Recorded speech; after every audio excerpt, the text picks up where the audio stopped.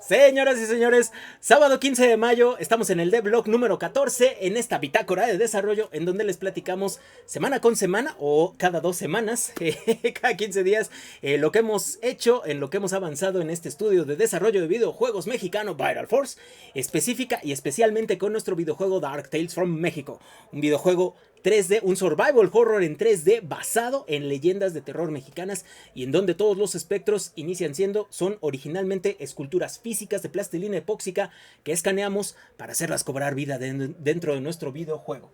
Ahora, con todo y los elotes allá afuera, empecé a grabar justo cuando llegaron los elotes aquí a la ventana. ¿Qué les platico? Bueno, la semana pasada no hicimos devlog, otra vez. ¿Por qué? Porque hubo muchísimas cosas y fue una locura. Aquí tuvimos algunos problemas de índole personal. Yo nunca había cambiado un WC. Ahora me tocó cambiar el WC de aquí de la casa de todos ustedes. Y la verdad es que está muy cansado. Y bueno, otras cosas, ¿no? Sucedieron muchas cosas. Me di cuenta, además, quise darme el tiempo y me parece que va a resultar lo más adecuado cambiar. Estaba yo haciendo los devlogs cada semana y a raíz de hace 2 devlogs que tampoco pude hacerlo una semana, me di cuenta de que a los 15 días probablemente es más adecuado. Por el monto de situaciones, las cosas que pasan, las noticias que hay que compartir, probablemente es mejor cada 15 días. Entonces, a partir de ahora, estos devlogs los grabaré y los emitiré cada 15 días. Entonces, ¿qué pasó estas 2 semanas anteriores? Bueno, número uno, acabamos con la parte de las cinemáticas o de la cinematografía del juego que veníamos arrastrándolo un poquito. Nos tardamos 2 semanas más, porque acabamos la semana pasada. No, 3 semanas más de lo calculado, de lo pronosticado y presupuestado.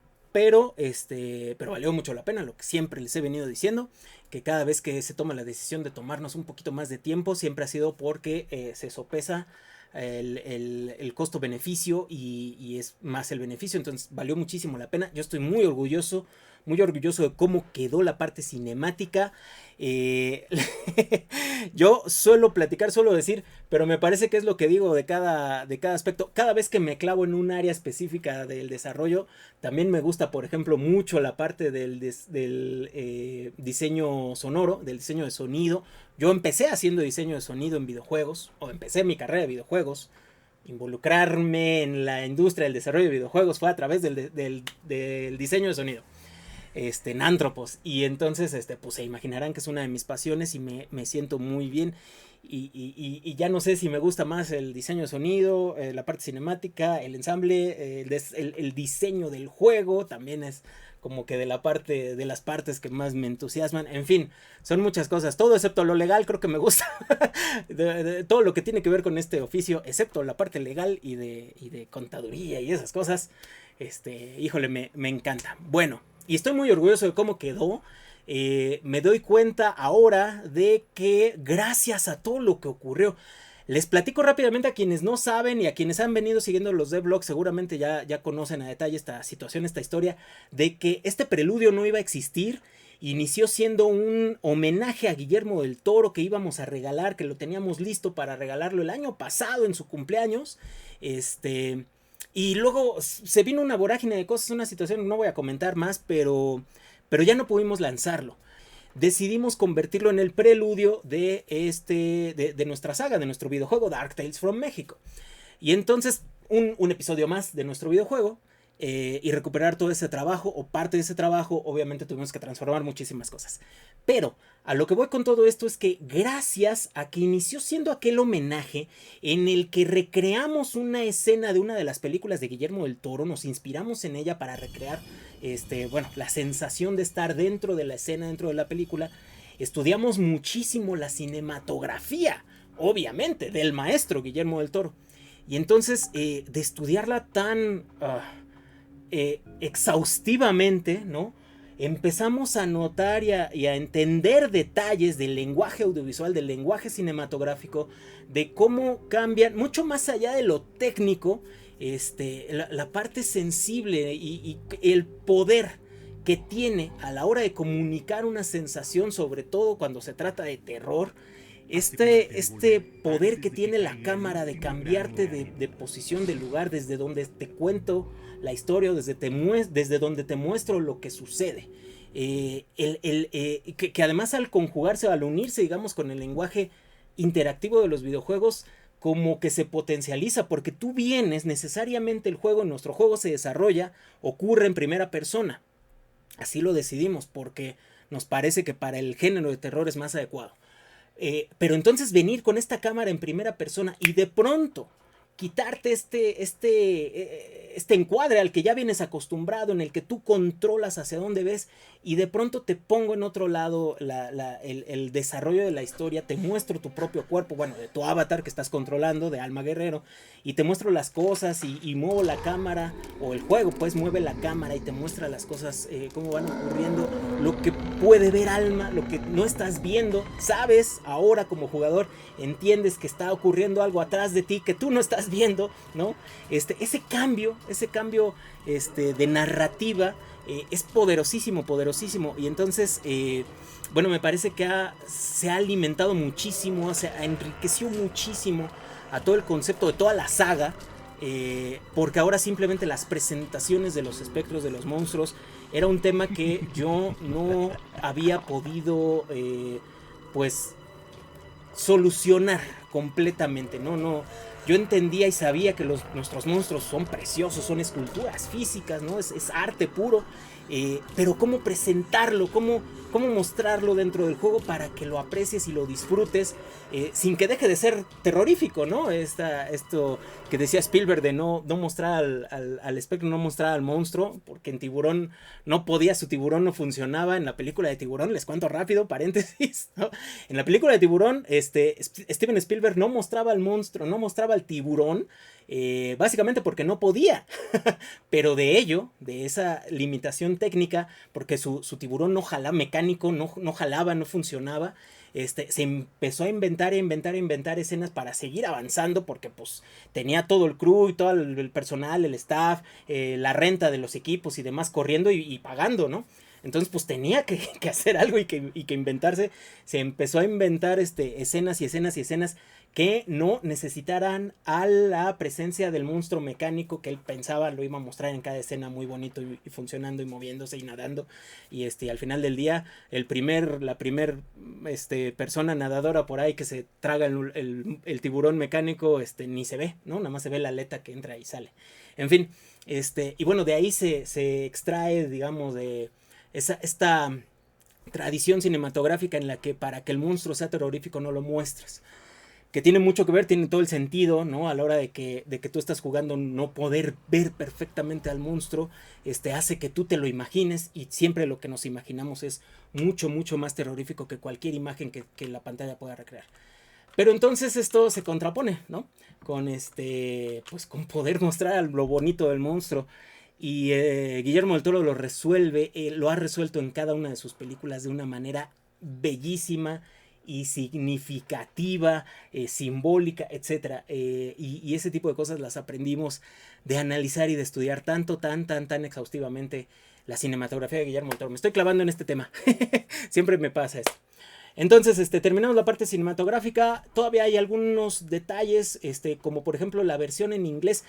Había yo dicho en el devlog anterior, había quedado además como compromiso para la semana, no la pasada, sino la anterior, que iba a terminar e iba a subir la leyenda del hombre del costal, lo cual sí cumplí. Y aquí está. La revisamos, la vemos, y justamente lo que les comento es que nos hace falta hacer la versión en inglés de esta leyenda. Es un detalle porque es una grabación muy muy rápida, y bueno, alguno que otro detallito de todavía lo cinemático. También tenemos básicamente la siguiente semana es de perseguir todos esos detallitos, tanto de cinemático, de sonido, programación, de mecánica, los secretos, todo esto, hacer una suerte de lista y empezarlos a atacar, para poder ya tener ojalá la siguiente semana ya podamos cerrar la programación principal. Ese es el objetivo para la siguiente semana o 2 semanas. ¿Qué más les platico? Bueno, esta semana también avanzamos un poco más en esta relación, esta colaboración que estamos haciendo, buscando desarrollar una serie animada 2D. Estuvimos haciendo más pruebas, pilotos, pruebas de animación, y demás. Otra noticia que me tiene muy muy muy contento, que ocurrió no esta semana, la semana pasada, que tenemos la inclusión, ya pudimos conocer, platicar, nos pusimos bien de acuerdo, y tenemos ya oficialmente, segura, ¿no? La inclusión de una nueva artista invitada en este juego, en nuestro juego Dark Tales from México. Se trata de una artista, una diseñadora gráfica de Morelos. Les comparto su Instagram. Y les voy a poner aquí el súper con la dirección exacta y también en los comentarios, para que puedan visitar a Diana. Le gusta hacer muchas cosas, ese es el título de su Instagram, es Diana Varela. Y bueno, como pueden ver, tiene un estilo visual muy suyo. Y bueno, ella va a estar, vamos a poner una de sus obras en nuestro videojuego Dark Tales from México. De hecho, en varios episodios de nuestro videojuego va a aparecer uno de sus diseños. También hace animación, que también, y es otra liga que les voy a poner por ahí, para que la chequen. Porque este estilo de animación con rotoscopía, ¿no? Cuadro a cuadro, trazadito, a mí me encanta, me gusta mucho este estilo, que además esta forma en la que ella lo presenta, una vez más hablando de lo cinemático, ¿no? Lo cinematográfico, el quitar o el restar, dicen que más es menos, y yo creo que Diana aquí nos está mostrando un ejemplo magistral, ¿no? De precisamente lo que es y lo que significa elegir los aspectos específicos necesarios para comunicar lo que quiere comunicar. Elegir qué trazo es el importante, y cuáles no. Los rostros, por ejemplo, que no aparecen, tal vez, como decía Lisa Simpson, es necesario saber escuchar las notas que no está interpretando, y aunque parezca chiste, es real. Todo lo que eligió no poner, le da a lo que sí pone, ¿no? A lo que sí traza una importancia, lo destaca de una manera, que comunica específicamente y exactamente lo que requiere, en este caso en un videoclip, aplicado a un videoclip. Entonces, bueno, yo estoy muy orgulloso, de haber conocido, de haber encontrado en el camino, lo he dicho cada vez que toco este tema, ¿no? Estos amigos que hacemos en el camino con este trabajo. A mí me encanta esta parte, dedicarme a un asunto, a un trabajo creativo que llama, ¿no? Que atrae también, la creatividad, y a personas con esta misma vibra, con esta misma manera, de ver y de sentir el mundo. Pues me gusta muchísimo y estoy muy contento de hacerlo. Les platico, aprovecho para recordarles, es una convocatoria, tenemos un par de convocatorias abiertas para ser parte de Dark Tales from México. Una es a los artistas, a cualquier artista plástico. Yo digo plástico, pero la verdad es que cualquier artista, pues tiene cabida en este juego. La idea es abrir espacios, que pudieran, que ya están hechos, digamos, ya están ahí en el juego, y entonces podamos brindarle a quien sea que produzca a lo mejor pintura, a lo mejor escultura, que haga cómics, que haga, no sé, cualquier tipo de expresión artística, estética, si ve un valor, si le encuentra pues alguna conveniencia al hecho de que su obra sea incluida en nuestro videojuego. Aquí les voy a presentar, por ejemplo, el ejemplo de la obra, de Guadalupe Otero, ¿no? Que ya está colocada como un cuadro ahí en una pared. Tenemos por aquí la obra de otro artista invitado, Israel León, que es un artista, un creador de máscaras y de maquillaje y demás, y entonces inicia sus máscaras con esculturas, ¿no? Y entonces él está participando, pues nos dio esta máscara para que la escaneemos, y que ha quedado incluida dentro del juego como un objeto, pues un busto ahí de un demonio que está puesto. En fin, realmente cualquier forma de expresión, obviamente las esculturas, pues utilizaremos el escaneo de fotogrametría, pero pues realmente cualquier expresión. Tenemos ahorita, hemos platicado con artistas, con músicos, tenemos invitada también a Fernanda Tapia, por ejemplo, ¿no? Que es voz, ¿no? Es una artista de la voz. Tenemos, pues ahora ya están conociendo a Diana Varela, también a Guadalupe Otero, en fin.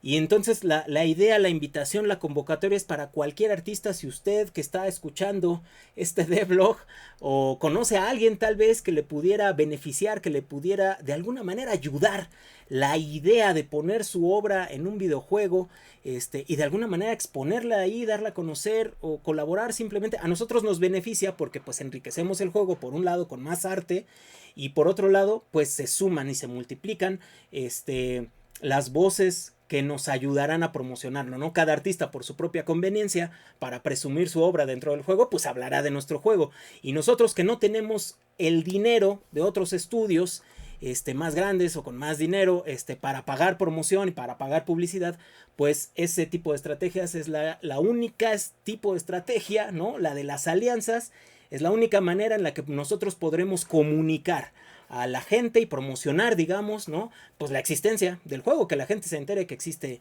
que existe el juego. Entonces ahí está, el intercambio es ese, ¿no? No hay más nada, todo es abierto y todo es franco.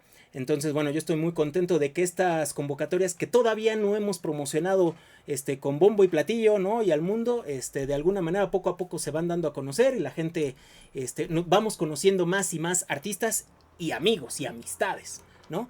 Que además es como que lo más importante más allá de lo que técnicamente el trabajo represente. Bueno, ¿qué más? Pues nada más, tenemos la otra convocatoria que es participar a quienes a lo mejor no son artistas y no pues dicen, no, pues yo no podría dibujar o pintar algo, pero conocen alguna leyenda, algún relato que les haya sucedido a ustedes o algún familiar, algún conocido, pueden participar también, pueden estar, digamos, dentro del juego, quedar registrada su voz relatando pues este acontecimiento, esto lo que les haya pasado, leyenda o relato de terror.